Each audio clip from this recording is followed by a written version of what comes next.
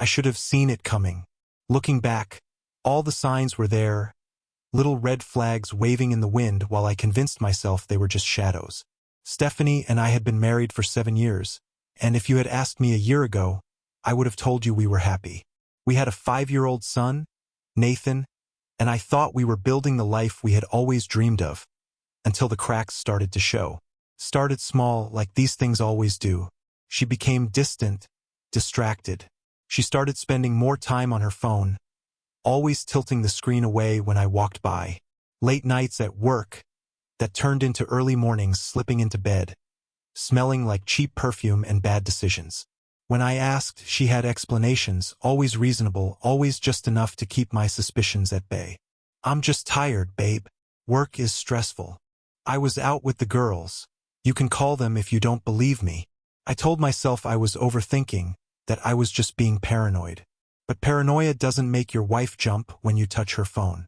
It doesn't explain the way she started avoiding me, the way our conversations became shallow, as if we were just two people coexisting in the same house instead of partners.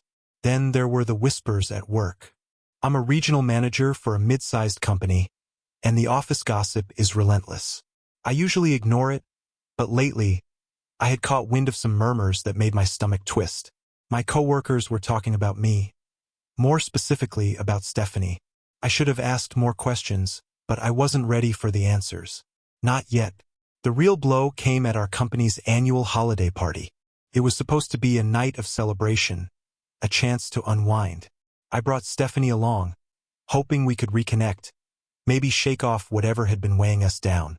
She was dressed to kill, all smiles and laughter, but it didn't reach her eyes. Then, the moment that shattered everything. One of my coworkers, already deep into his drinks, raised his glass in a sloppy toast and shouted across the room, "I've been with your wife." The room exploded with laughter. Drunk people love a good scandal, and at first I thought it was just a bad joke. But then another voice, slurred and smug, chimed in. "And he's raising my kid." The laughter stopped. Stephanie went rigid beside me. Her face turned ashen, her eyes wide with something I had never seen before, real, tangible fear. And in that second, I knew this wasn't a joke. My entire world tilted, the ground beneath me crumbling as I turned to look at her. She didn't deny it. She didn't laugh it off. She just stood there, frozen. Her lips parted like she wanted to say something, anything, but no words came out. My heart was pounding so hard I could hear it in my ears. The sound of the party faded, drowned out by the blood rushing through my veins. I wanted to scream. I wanted to hit something, to demand answers, to drag the truth out of her right then and there in front of everyone. But I didn't. I walked out, because if what he said was true, I needed proof. And I was going to get it. I didn't sleep that night. I sat in my car for hours, parked a few blocks away from our house, just gripping the steering wheel and staring at nothing. My mind was a mess, running through every moment, every lie, every time I had ignored the nagging feeling in my gut. Stephanie had called me once, then a text, "Come home. We need to talk." I ignored it. There was nothing to talk about until I had proof. By morning, I had made up my mind. I drove straight to a pharmacy and bought a DNA test. Not the cheap ones, no, I got the kind that would hold up in court if I needed it to. The kind that would tell me, without a doubt, if Nathan was mine. It felt surreal, standing there in my kitchen with the test kit in my hands. Nathan was still asleep, curled up in his race car bed down the hall. My son. My whole world. But was he? That question alone was enough to shatter me. Stephanie came downstairs just as I was swabbing my mouth. Her eyes were red, her makeup from the night before smudged around the edges. She looked like a wreck. Good. She didn't say anything at first. Just stood there, watching me like she was afraid to breathe too loud. Then finally, "You're actually doing this?" I didn't even look at her. "What do you think?" Silence. I sealed the test, checked the instructions, and made sure everything was done right. Then I grabbed my keys. "Where are you going?" she asked, her voice cracking. "To drop this off. Please." She reached for me, but I stepped back, and she flinched like I had slapped her. "Let's talk. Just Before you do anything. No, my voice was flat, cold. You had your chance to talk. You could have told me the truth. Instead, I had to hear it from some drunk idiot at a party. I never wanted you to find out like that, she whispered. I let out a sharp laugh. Oh, so I was supposed to just go my whole life never knowing? Raising another man's kid while you played me for a fool. She winced. It's not like that. Then tell me what it is like. She swallowed hard, her lips pressing together. But she didn't say a word. That told me everything. I walked out, slammed the door behind me, and drove straight to the testing lab. The whole way there, my hands were shaking. Because if that test came back the way I thought it would, I had no idea what I was going to do next. Waiting for the DNA results was the longest 3 days of my life. I went to work, but I wasn't really there. Meetings blurred together, emails sat unread, and my coworkers knew better than to ask what was wrong. I caught them glancing at me, whispering when they thought I wasn't paying attention. They knew. Everyone knew. Stephanie tried to act normal at home, cooking dinner, tidying up, putting on this pathetic charade of a devoted wife and mother. But I wasn't playing along. I barely spoke to her, barely looked at her. She tried a few times. I know you're angry, but can we please talk? You're shutting me out and I love you, okay? I do. I don't want to lose this. Each time I just walked away, because until that test came back, there was nothing to say. The only real moment of peace I had was with Nathan. He was too young to understand what was happening, too innocent to see the storm brewing beneath the surface. He still ran up to me when I got home, wrapping his little arms around my waist and calling me Dad. And God, it killed me. I looked at him, really looked at him, searching for any sign of me. His eyes, his nose, the way he scrunched his face when he was confused. Was any of it mine? Or had I spent 5 years loving another man's child? I got the email on my lunch break. It was just sitting there in my inbox, like it was any normal message. No fanfare, no warning, just a subject line. Your DNA results are ready. I stared at it for a full minute before I clicked. I didn't even read all the details. My eyes went straight to the percentage. Probability of paternity, 0%. That was it. 2 words, 0%. I exhaled sharply, but it wasn't relief. It was like something had been torn out of me, leaving nothing but a hollow space in its place. I had spent 5 years loving a child that wasn't mine. 5 years being a father to someone else's son. I clenched my jaw so hard I thought my teeth might crack. My hands were shaking. My stomach twisted into knots. But I didn't cry. I just closed the email, stood up, and walked out of the office. Because there was only one thing left to do. I was going home, and I was going to end this. By the time I pulled into the driveway, my hands had stopped shaking. I wasn't angry anymore. No, anger was too small for what I felt. This was something deeper, something colder. A clarity I hadn't had in a long time. I walked into the house, and Stephanie was in the kitchen, chopping vegetables like it was just another evening. Like everything was fine. She looked up, gave me a weak smile. Hey, I tossed my phone onto the counter, the email still open. Her eyes flicked down, and I watched it happen. Watched the color drain from her face, her fingers tighten around the knife, her chest rise and fall in quick, shallow breaths. She knew. She had always known. And she had let me believe the lie anyway. Say something, I said. My voice didn't even sound like mine. She licked her lips, set the knife down carefully, like she was afraid I'd grab it. She swallowed hard. I never meant for this to happen. I laughed short and sharp. You never meant for me to find out, you mean? Tears welled up in her eyes. I had seen Stephanie cry before, but this wasn't grief. This wasn't guilt. This was fear. You have to understand. No, I cut in.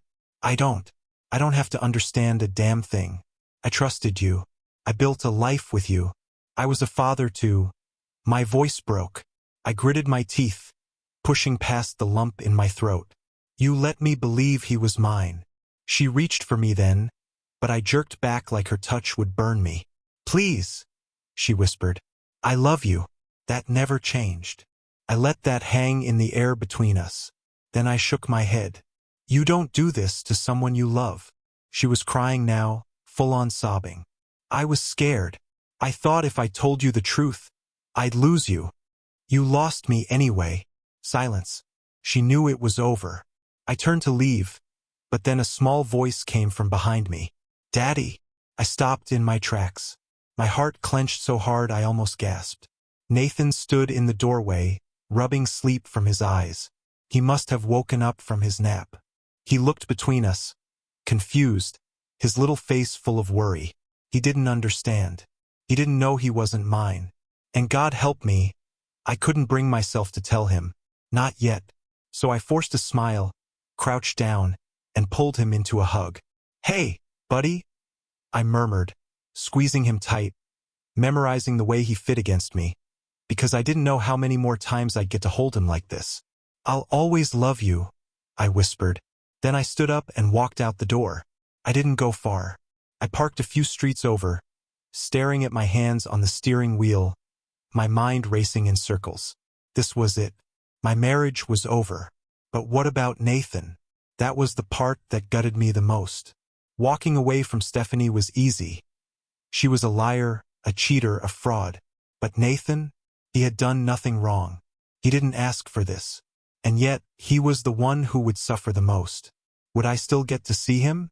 Did I even have the right to? Would I be forced to step back, to let his real father take my place? The thought made my stomach churn. I needed answers. So I made a call. My lawyer didn't sugarcoat it. You have no legal obligation, he said. But that also means you have no legal rights. If you're not the biological father, you have no claim to custody.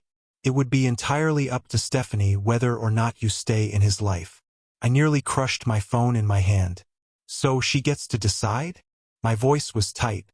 Unfortunately, yes, unless you can prove fraud, convince a judge that she knowingly deceived you, made you financially responsible under false pretenses.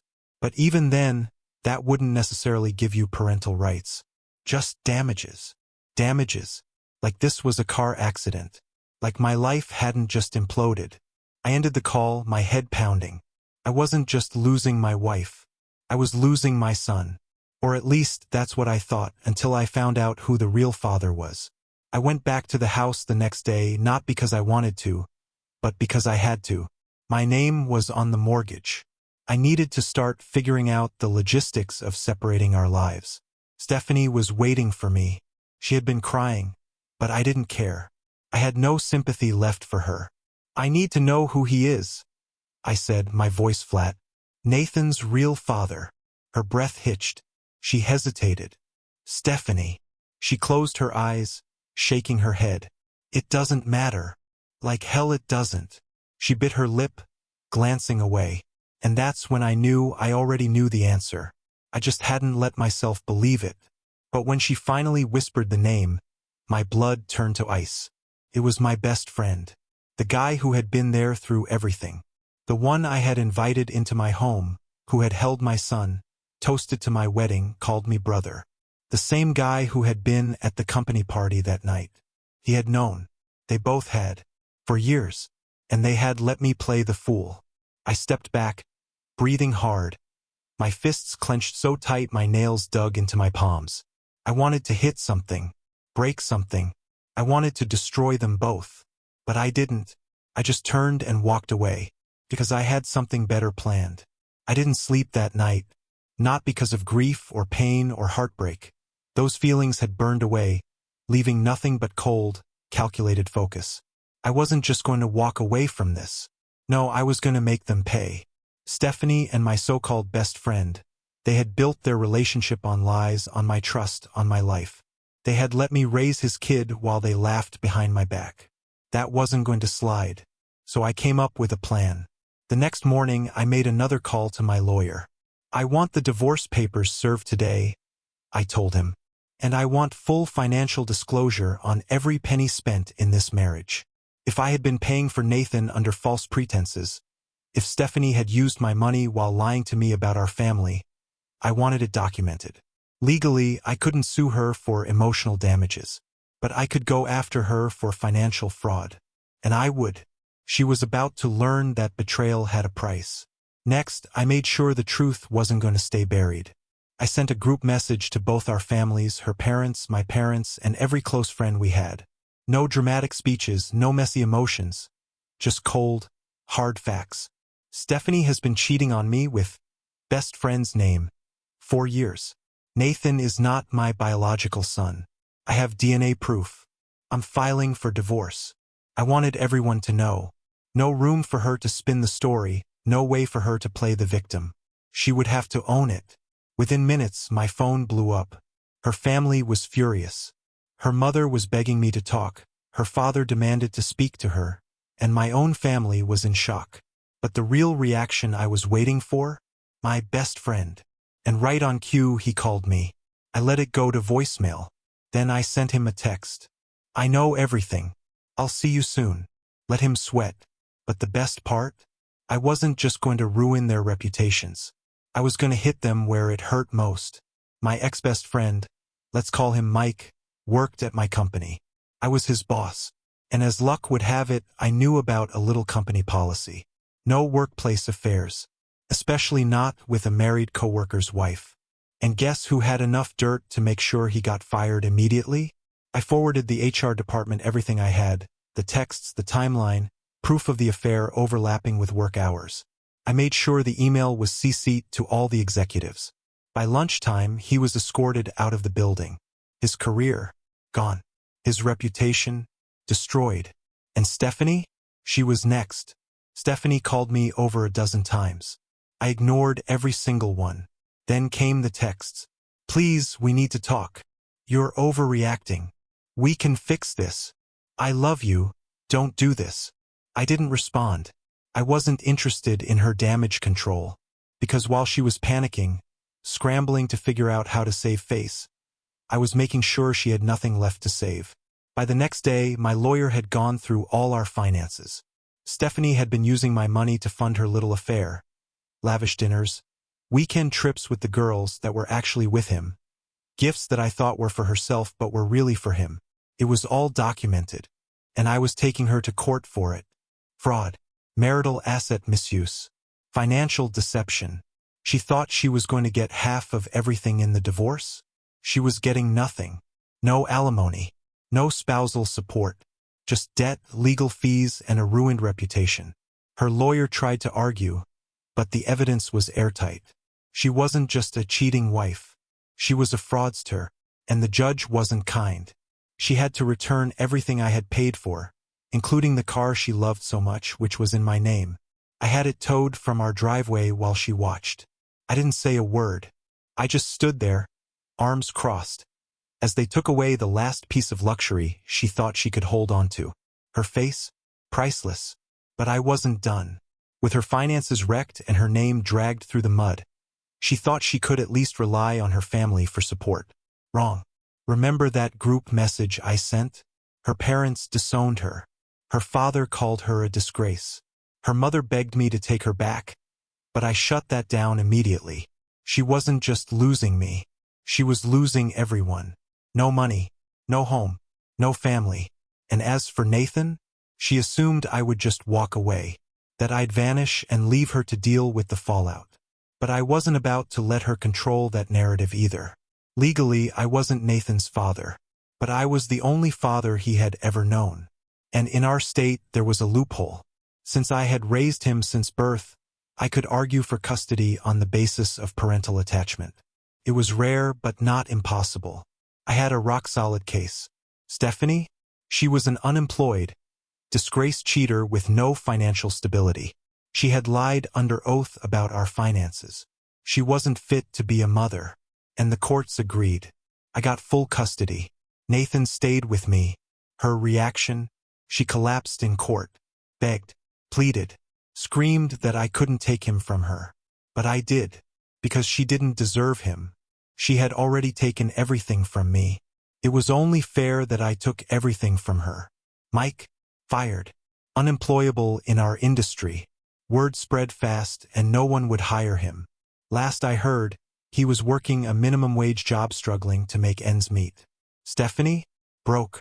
Alone. Humiliated. She had to move back in with a distant aunt, the only family member who would still talk to her. And me? I got my life back. Nathan still called me Dad because that's who I was. Not by blood, but by love. And at the end of the day, that's what mattered most. She took my past. I took her future. And I never looked back.